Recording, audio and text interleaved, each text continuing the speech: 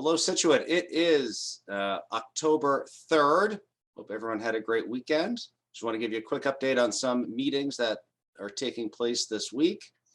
The CPC committee will be meeting tonight, as well as Conservation Committee. And the school committee will also be meeting tonight. You know that the select board will be meeting tomorrow, Tuesday, and the ZBA will be having a hearing on a 40B project. That's a remote meeting, and that's at 7 p.m.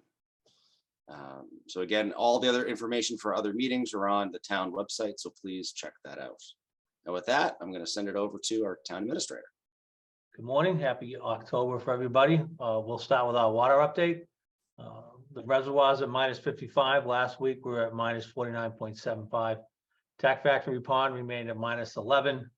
Average daily demand was at 1.167 million gallons per day, which is down from last week's 1.187 million gallons per day. The state still has this listed as a significant drought, so we do still have water restrictions on. The manganese at the water treatment plant is still high enough to cause discolored water to go through the plant. The good news is the cooler night temperatures are driving down those numbers. The manganese samples have been below action levels set for DEP for both August and September. The distribution samples have been below action levels. September, they range from 0.0007 to 0.054 milligrams per liter. 0.3 milligrams per liter is actionable. So those are quite low compared to what they were when we had the notification early in the summer. We are working with our consultant, DEP, to try to put a temporary solution to the brown water in place for next summer. However, we know that the final solution is a new water treatment plant. And with the passage of the new water treatment plant site at town meeting, we are moving right along on getting that ready to go and starting that process. If you have brown water, please let the water department know. We do have data points for that, and we may be able to assist you by taking certain steps in your neighborhood. If you need water because you have brown water, the water department is still distributing water. But we ask that you just go down there if you have brown water. It's not just free water that we're giving out to people. Please let it go to the people who are actually having issues, and that's available during normal business hours. Rainfall the last 7 days, 1/10 of an inch, and Selco will be on Foxwell Lane this week. There's no paving schedule for this week, though the weather has kind of screwed that up. We are working with the contractor to get them back and make sure all our paving gets done before the end of the paving season. The work on Gannett Road continues. The contractor is working to repair those 4 stairs. That'll go on for a couple more weeks. We'll have a little better tide week this week. Last couple of weeks, the tide has been difficult for them to work. But as long as that work is ongoing, Gannett Road will remain a one-way from, Glades Road will remain a one-way from Gannett to Bailey's Causeway. So please be aware of that if you're down there. You see the lighthouse behind me. The lighthouse project is now scheduled. The engineers have made a determination that the lantern room needs to be removed as soon as possible, that it is a hazard. Crews will be there on Wednesday doing preparation work for the removal of the lantern room.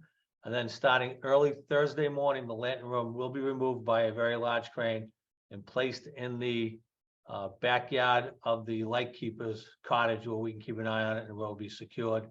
And then on Friday, we will see them doing work, securing the tower, making it waterproof and getting it ready for us to do the work that needs to be done. So right now it's on schedule for Thursday for that lantern room to come off. We are expecting the lantern room to be off, removed and down before noontime. So we'll have a police detail out there. People don't be surprised on Friday when they go out on the top of the lighthouses in the yard instead of on top of the lighthouse. But that's a job that's going to take a long time. We will make it secure. And we've already informed the Coast Guard that navigation, private aid to navigation will be off for a time being. Scituate Police Department is hosting a blood drive to remember and honor those fighting cancer on Saturday, October 15th from 8 a.m. to 2:30 p.m. The blood drive will take place at the Public Safety Complex, 800 Chief Justice Cushing Highway in the side parking lot. The Dana-Farber Cancer Institute, Brigham and Women's Hospital Blood Mobile will be on site. Appointments are recommended, but they will take in walk-ins as time allows. Information on registering appointments is available on the town's website. And then the last thing I have today is the same thing we've been saying for several weeks. The town is in need of plow drivers. We have increased the rates for those. So if you're interested, please contact the DPW and sign up so we have sufficient plow drivers when the snow and cold weather comes. That's what I have for today. All right, thank you. now we can send it over to our superintendent. Thank you, Mr. Goodrich. Good morning, everyone, and happy Monday. I would like to start out with just some highlights on the New England and national stage for some of our staff and school committee members. On this national stage, I'd like to congratulate Nicole Brandolini, our chair, and Heidi Driscoll, our assistant superintendent, for being invited to present their proposal as part of educational programming for the National School Boards Association 2023 annual conference that'll be held in Atlanta, Florida. That's very competitive to get proposals in, and we were able to get that one accepted. So we're very proud of them. The title of the proposal is Building Sustainable Structures to Calibrate Curriculum, and our families will be seeing that information out as part of what we do this year. So that's great for them. Also want to congratulate our DEI director, Mr. Jamil Adams, who was the keynote speaker at the New England Association of School Superintendents Fall Conference last week in Northampton. He was able to get a standing ovation from over 50 New England superintendents for his conversation on all the things we're doing in our district to talk about a home away from home and love, inclusion, and trust. So very proud of those folks. Congratulations. The new school building project in the school building committee met for the first time on Monday, September 26th. Our new owner's project manager, or OPM, was there, Vertex, and they provided an overview and a comprehensive process and timeline to the committee. They also answered questions afterwards, and we scheduled a follow-up meeting, which will be October 17th. So we look forward to having an update on all things new school building project at the October 24th school committee meeting as well. And that will be updated on our website and sent out through the new app that we have for all folks. Just a reminder, the new website address is scit.org. And if you are go to the bottom of any page on the website and download the app, we highly recommend that to get news in real time sent out to your phone. Tonight, we do have a school committee meeting, as Mr. Goodrich had mentioned. Some items on the agenda. We'll start our first student representative report with our 2 new student reps. We're excited for that. We'll have a long list of acceptance of gifts from our generous public. So we want to thank them, acknowledge them this evening. There'll be a proposal from Dr. Bobert, our special education director, on a proposal to expand preschool capacity. There'll be a wellness policy update, first reading.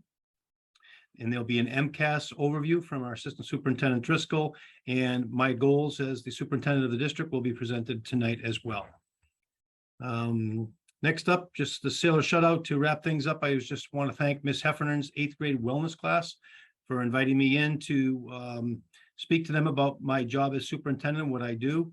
But the best part was for them, as part of their novice nutritionist project, was to interview me and my diet, what I eat, and provide me with some nutritional recommendations to get me through some of the long days, including tonight with the school committee meeting, those hours between when school ends and the meetings begin, to be healthy and full of energy. So I look forward to getting that nutrition update from the kids, but it was just great spending time with them. So a shout out to Mrs. Heffernan and Gates 8th grade wellness class.